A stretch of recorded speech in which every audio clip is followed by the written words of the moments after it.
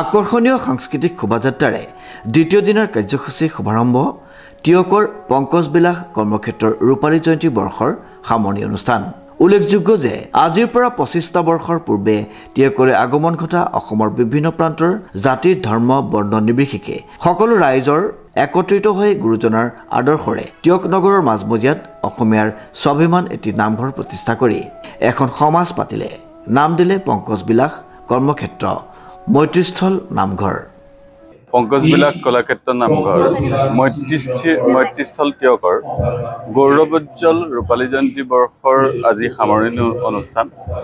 এই ৰূপালী জয়ন্তী বৰ্ষৰ লগত সংগতি ৰাখি আমি বৰ্ষজোৰা বিভিন্ন ধৰণৰ কাৰ্যসূচী সম্পাদিত কৰি আহিছিলোঁ আৰু শেষত আমি অবিভক্ত শিৱসাগৰ জিলা ভিত্তিত এলানি প্ৰতিযোগিতা অনুষ্ঠিত কৰিছিলোঁ।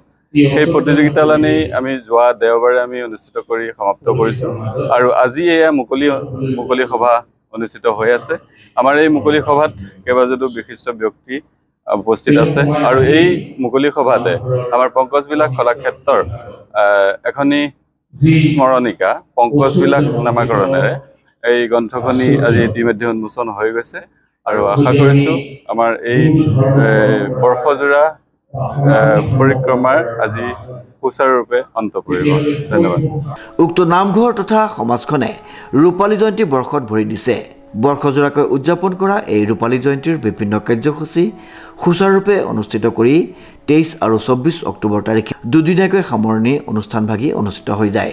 মুকলি সভা অনুষ্ঠিত কৰি পূৰ্বে অনুষ্ঠিত বিভিন্ন প্ৰতিযোগিতাৰ বঁটাসমূহ প্ৰদানৰ লগতে ৰূপালী জয়ন্তী বৰ্ষৰ স্মৃতিগ্ৰন্থ উন্মোচন কৰা হয়। ইয়াৰ উপৰিও ৰূপালী জয়ন্তী বৰ্ষৰ সামৰণি দিনা পুৱাই এক বাৰেৰহণীয়া সাংস্কৃতিক ৰেলী বাহিৰ কৰে উদ্যোক্তাসকলে, য'ত বিভিন্ন জাতি জনগোষ্ঠীৰ কলা সংস্কৃতি প্ৰদৰ্শন কৰা হয়। দুপৰীয়া নাম প্ৰসংগ আয়োজনৰ সমান্তৰালকৈ নিশালৈ স্থানীয় শিল্পী কলা কুশলীৰ সমাহাৰে মহাপুৰুষ গুৰুজনাৰ অমৰ সৃষ্টি ভাওনা প্ৰদৰ্শনেৰে বৰ্ষজোৰা কাৰ্যসূচীৰ সামৰণি পৰে।